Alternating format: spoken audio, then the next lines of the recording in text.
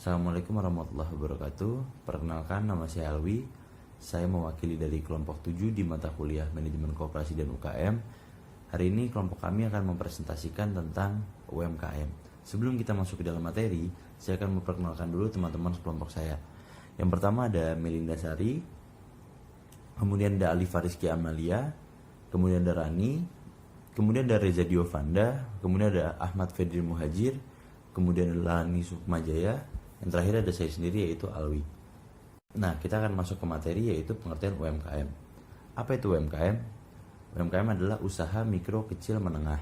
Adalah istilah umum dalam khazanah ekonomi yang merujuk kepada usaha ekonomi produktif yang dimiliki perorangan maupun badan usaha sesuai dengan kriteria yang ditetapkan oleh Undang-Undang Nomor 20 Tahun 2008. Nah, menurut Rujito, mengemukakan bahwa pengertian usaha mikro kecil dan menengah atau UMKM adalah usaha yang punya peranan penting dalam perekonomian negara Indonesia, baik dari sisi lapangan kerja yang tercipta maupun dari sisi jumlah usahanya. Nah, menurut Undang-Undang Nomor 20 Tahun 2008 tentang UMKM Pasal 6, usaha mikro memiliki kekayaan bersih paling banyak 50 juta rupiah, tidak termasuk tanah dan bangunan tempat usaha, serta memiliki hasil penjualan tahunan paling banyak 300 juta rupiah. Kemudian ada usaha kecil. Usaha kecil memiliki kekayaan bersih lebih dari 50 juta rupiah sampai paling banyak 500 juta rupiah, tidak termasuk tanah dan bangunan tempat usaha.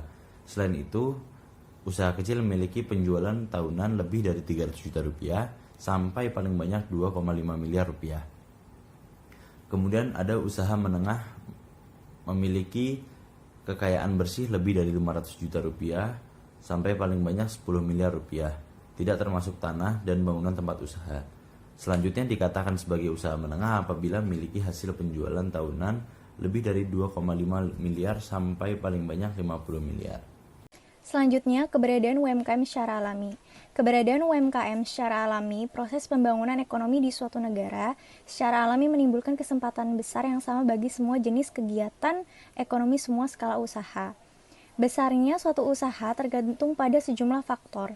Dua diantaranya itu adalah faktor pasar dan juga faktor teknologi. Usaha kecil di Indonesia didominasi oleh unit-unit usaha tradisional, yang di satu sisi dapat dibangun dan beroperasi hanya dengan modal kerja dan modal investasi kecil dan tanpa perlu menerapkan sistem organisasi manajemen yang modern dan juga kompleks dan juga mahal. Seperti usaha-usaha modern, dan di sisi lain berbeda dengan usaha menengah. Usaha kecil pada umumnya membuat barang-barang konsumsi sederhana untuk kebutuhan kelompok masyarakat yang berpenghasilan rendah. Selanjutnya adalah kinerja UMKM di Indonesia. UMKM di negara berkembang seperti di Indonesia sering banget dikaitkan dengan masalah-masalah ekonomi dan sosial dalam negeri, seperti kayak misalkan tingkat kemiskinan, besar jumlah pengangguran, ketimpangan distribusi pendapatan, proses pembangunan yang tidak merata antara daerah kota dan juga desa, dan juga serta masalah urbanisasi. Nah, berdasarkan penelitian yang dilakukan oleh AK3, The Center for Micro and Small Enterprise Dynamic, dan The Center for Economy and Social Studies pada tahun 2000, mempunyai daya tahan untuk hidup dan mempunyai kemampuan untuk meningkatkan kinerjanya selama krisis ekonomi. Hal ini tuh disebabkan oleh fleksibilitas UMKM dalam melakukan penyesuaian proses produksinya, mampu berkembang dengan modal sendiri, mampu mengembalikan pinjaman dengan bunga tinggi, dan tidak terlalu terlibat dalam hal birokrasi. Selanjutnya adalah perkembangan data UMKM dari tahun 2017 sampai 2018. Di sini dari segi unit usaha mengalami peningkatan sebesar 2,02%, dan juga dari segi tenaga kerja menyerap sekitar 0,47% dari 2017 ke 2018. Nah, bisa kita lihat bahwa kinerja UMKM itu mengalami peningkatan dikarenakan adanya pengaruh teknologi. Hal itu mempermudah para pelaku usaha untuk melebarkan usaha mereka. Tapi yang kita tahu selama pandemi ini tahun 2020, sektor yang paling berpengaruh adalah UMKM, sehingga menyebabkan kinerja UMKM ini menurun. Berdasarkan hasil survei online yang dilakukan oleh BI, dari 916 responden menyatakan bahwa kinerja UMKM ini menurun sebesar 72,6%. Nah, dampak terbesarnya itu dikarenakan penurunan omset sebesar 56%, kesulitan dalam produksi 50%, dan juga kesulitan modal 35%. Baik, selanjutnya ada kinerja UMKM itu bisa diukur dengan faktor internal maupun eksternal. Nah, di dalam faktor internal itu terdapat 4 faktor yang mempengaruhi kinerja UMKM menurut Subroto, Absari, Astuti pada tahun 2016. Yang pertama itu ada faktor sumber daya manusia, yang kedua faktor keuangan, yang ketiga faktor produksi, dan yang keempat faktor pemasaran. Sementara dalam faktor eksternal terdapat 3 aspek yang mempengaruhi kinerja UMKM. Nah, menurut Subroto, ada ketiga aspek itu adalah yang pertama, aspek kebijakan pemerintah sektor UMKM, yang kedua aspek sosial, budaya, dan ekonomi, dan yang ketiga aspek peranan lembaga. Kontribusi serta peran UMKM terhadap perekonomian Indonesia sangatlah vital, tak terkecuali kontribusi UMKM terhadap kesempatan kerja. Dalam data yang dirilis oleh Kementerian Koperasi dan Usaha Kecil dan Menengah Republik Indonesia, ada sekitar 62.922.617 atau sekitar 99,99% UMKM dan hanya ada sekitar 5.640 atau sekitar 0,01% usaha besar yang ada di Indonesia. Selain itu, data yang sama juga menunjukkan bahwa UMKM telah menghasilkan 116.673.416 atau sekitar 97,02% tenaga kerja. Sementara usaha besar menghasilkan 3.586.769 atau sekitar 2,98% tenaga kerja. Sektor-sektor yang paling banyak menyumbangkan UKM adalah sektor pertanian, perdagangan, penyediaan makan dan minum, dan industri pengolahan. Namun pada masa pandemi ini, kontribusi UMKM terhadap lapangan kerja sedikit bermasalah. Hal ini terjadi karena keterpurukan ekonomi yang berimbas pada pemecatan tenaga kerja.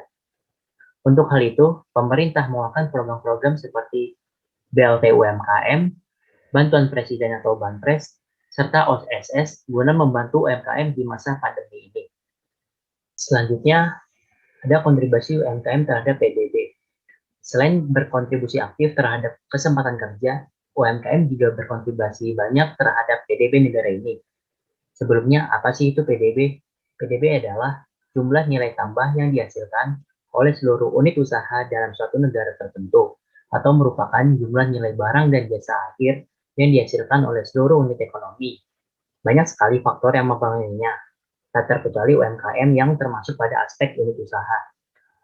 Lalu dalam data yang diterbitkan oleh Badan Koordinasi Penanaman Modal mengatakan bahwa UMKM mampu menyumbang sekitar 61,7% dari jumlah PDB Indonesia.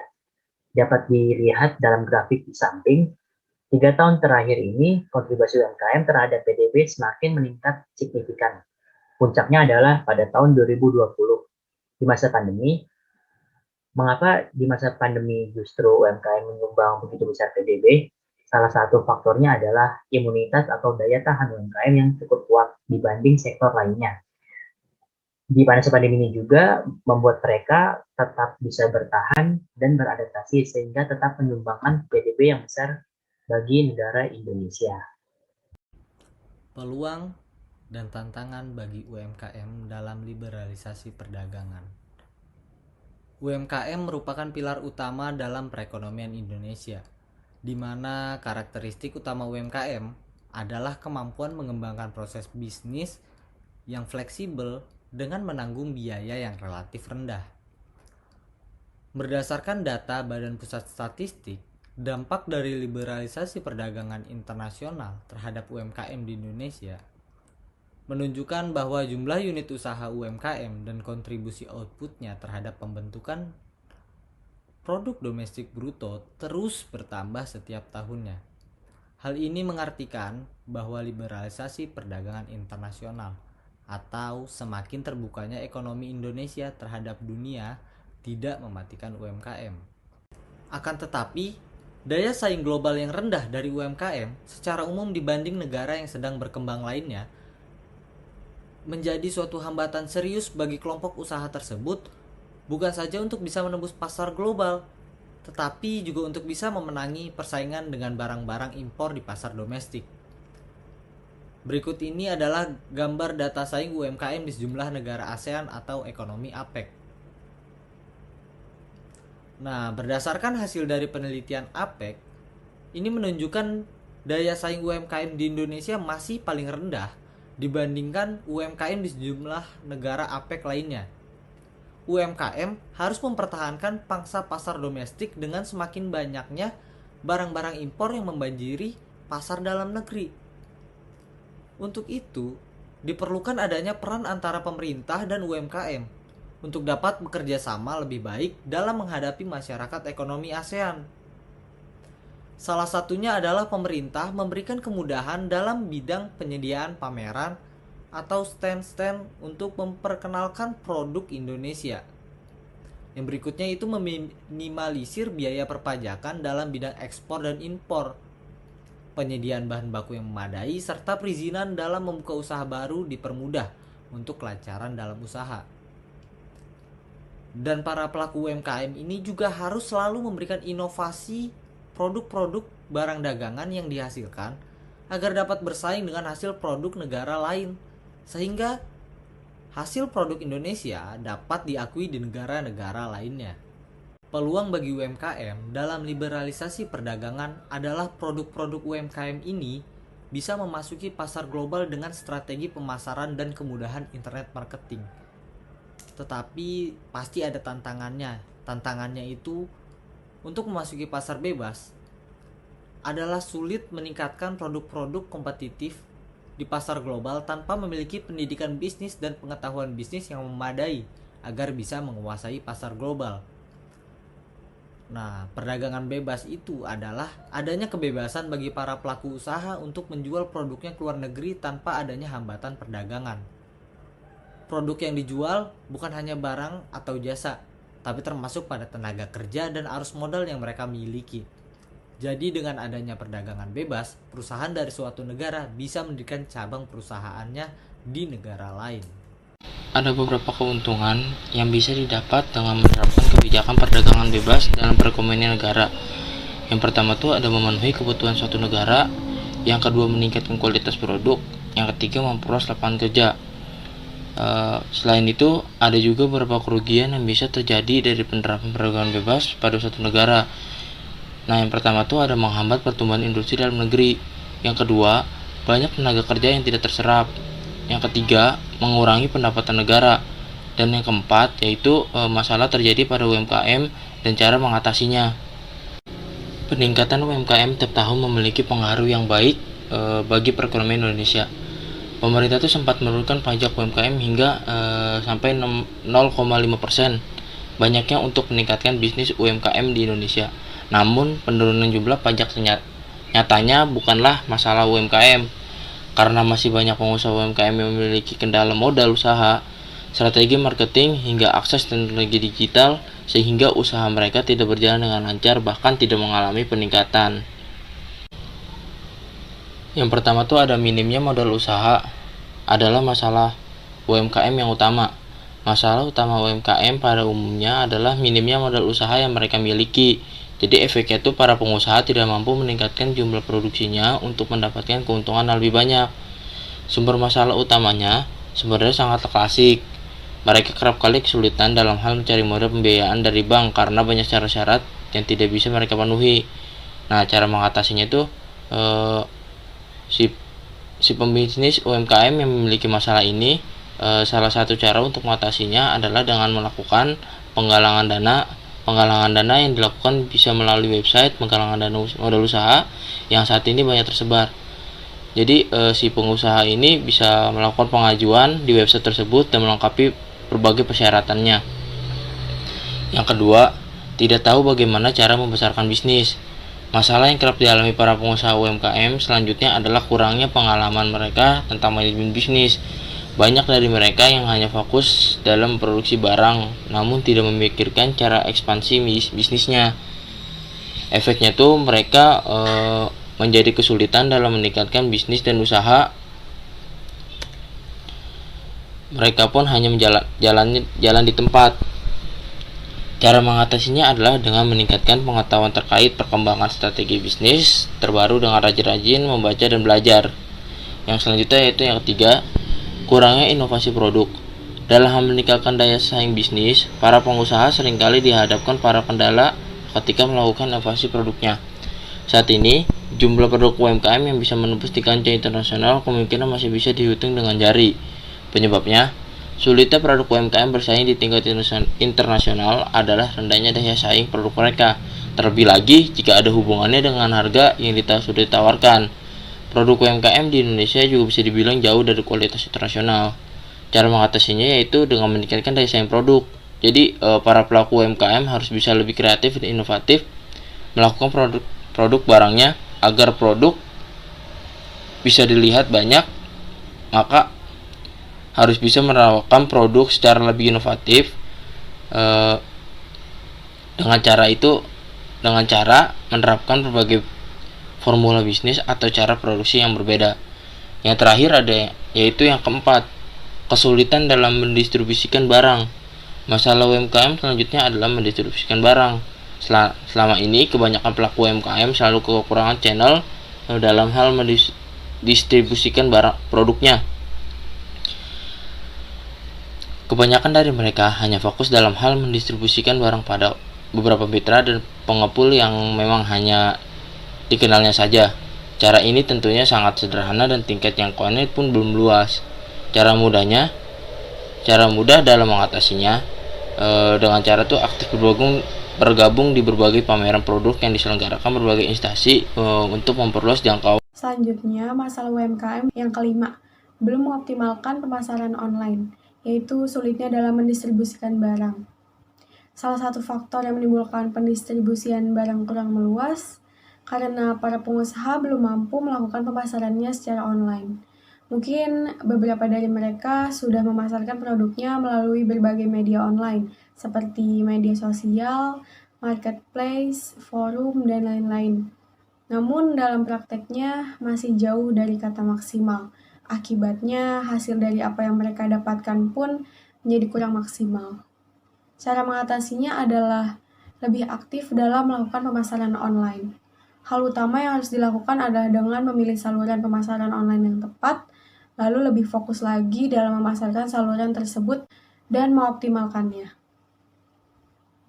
Yang keenam, tidak ada branding adalah masalah UMKM lainnya. Masalah lain yang sering diabaikan oleh pengusaha UMKM adalah branding. Belum banyak dari mereka yang menyadari akan pentingnya branding untuk produk dan bisnisnya. Sehingga kebanyakan dari mereka hanya fokus berjualan saja tanpa memikirkan kualitas merek produknya. Cara mengatasinya adalah dengan meningkatkan kualitas branding produk UMKM. Cara pertama yang bisa dilakukan adalah dengan melakukan analisa kekuatan, kelemahan, peluang, dan ancaman yang dapat ditimbulkan atas produk Anda. Dan yang ketujuh, tidak melakukan program loyalitas pelanggan. Masalah yang cukup krusial lainnya adalah tidak adanya program loyalitas pelanggan, mulai dari pendaftaran member, komunitas pelanggan, hingga promo reguler. Padahal menjaga loyalitas pelanggan sangatlah penting. Semakin sering Anda melakukan program ini, maka loyalitas para pelanggan Anda pun akan semakin kuat. Sehingga nantinya pelanggan akan lebih sering dalam melakukan repeat order, bahkan kemungkinan dari mereka juga akan sukarela menawarkan produk Anda pada teman-temannya. Cara mengatasi masalah ini dengan memikirkan ide terbaik tentang bagaimana cara melakukan program loyalitas pelanggan. Anda bisa memulainya dengan cara melakukan giveaway, cashback, promo, dan lain-lainnya. Selanjutnya, masalah keterbatasan sumber daya manusia yang dihadapi UMKM. Masalah lain yang dihadapi dan sekaligus menjadi kelemahan UMKM yaitu faktor sumber daya manusia yang di dalamnya memiliki andil tersendiri. Rendahnya kualitas sumber daya manusia dicirikan oleh yang pertama, belum dipertimbangkannya karakteristik wirausaha dalam pengembangan UMKM.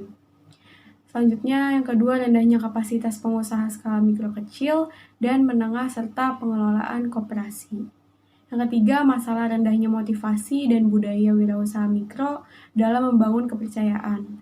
Dan yang terakhir, masih rendahnya tingkat keterampilan dan kapasitas pengelola usaha. Oleh karena itu, sasaran pembangunan yang akan dicapai adalah satu, berfungsinya sistem pengembangan budaya usaha dan kompetensi wirausaha sesuai dengan karakteristik koperasi dan UMKM.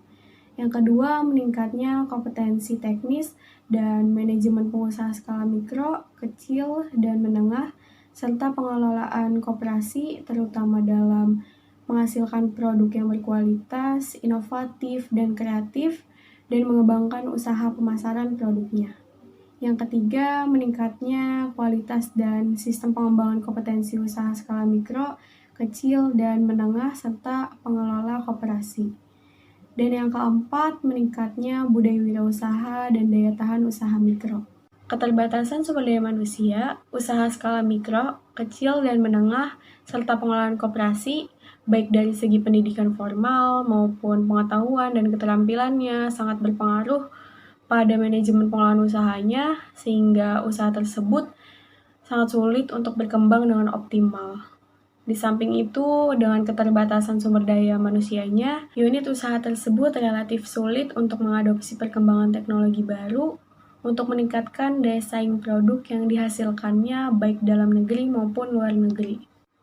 Untuk masalah selanjutnya, yaitu masalah bahan baku, keterbatasan bahan baku juga seringkali menjadi salah satu kendala serius bagi pertumbuhan output atau kelangsungan produksi bagi banyak usaha mikro dan kecil di Indonesia. Hal ini dikarenakan jumlah ketersediaan bahan baku yang terbatas serta harga bahan baku yang tinggi. UMKM dalam proses produksi dilakukan dengan manajemen seadanya, tanpa perencanaan dan pengendalian yang baik, sehingga sering terjadi kekurangan dan kelebihan bahan baku. Perencanaan dan pengendalian persediaan bahan baku yang baik merupakan salah satu faktor dalam mengembangkan UMKM, karena dapat mempengaruhi pada efisiensi, biaya, dan kelancaran produksi. Selanjutnya ini tentang masalah keterbatasan teknologi yang akan dihadapi oleh UMKM. Teknologi informasi itu sendiri merupakan teknologi yang dapat digunakan untuk menciptakan, menyimpan, mengubah, dan menggunakan segala informasi dalam bentuknya. Dengan melalui pemanfaatan teknologi informasi ini, perusahaan mikro, kecil, maupun menengah dapat memasuki pasar global. Pengembangan UMKM berbasis IT ini dapat memudahkan UMKM dalam memperluas pasarnya baik dalam negeri maupun luar negeri dengan waktu dan biaya yang sangat efisien, sehingga tingkat kesejahteraan masyarakat UMKM dan tenaga kerja di dalamnya ini dapat meningkat dan secara bersinergi akan berdampak positif terhadap keberhasilan pembangunan nasional. Pada dasarnya, produk UMKM Indonesia ini memiliki kualitas yang sama dengan produk luar negeri, atau bahkan bisa lebih baik lagi. Namun, biasanya produk luar negeri ini lebih unggul karena teknologinya, baik dalam teknologi produksi, pengemasan, maupun pemasarannya. Nah, solusinya apa nih untuk memenangkan persaingannya? UMKM harus berkembang sesuai dengan perkembangan zaman sekarang. Nah, pada dasarnya dengan bantuan teknologi informasi dan komunikasi ini dapat meningkatkan kinerja secara lebih efektif dan efisien. Jadi, meskipun ada perbedaan sedikit cost dan sistem tradisionalnya, UMKM dapat meningkatkan fasilitas dari IT ini yang akan memberikan return yang sepadan. Dengan IT, UMKM akan lebih siap untuk bersaing, tidak hanya dalam negeri, tapi juga dengan produk-produk luar negeri. Nah, kita dapat bersaing dari segi kualitas, pengemasan, kecepatan operasi perusahaan, serta yang lebih penting ini nih, adalah pemasaran produk UMKM-nya. Nah, pemanfaatan teknologi informasi dalam menjalankan bisnis itu seringkali disebut dengan e-commerce. Siapa sih yang nggak tahu e-commerce? Itu bagi perusahaan kecil akan memberikan fleksibilitas dalam produksinya, memungkinkan pengiriman ke pelanggan secara lebih cepat. Selain itu juga mengirimkan dan menerima penawaran secara cepat dan hemat, serta mendukung transaksi cepat tanpa uang kertas. Nah, biasanya nih zaman sekarang itu e-commerce menggunakan tanpa uang ya, transaksi cepatnya seperti Shopee dengan Shopify, terus Lazada dengan Dana, terus Tokopedia dengan OVO. Jadi semacam bentuk transaksi tanpa kertasnya itu dalam bentuk e-money atau e-wallet.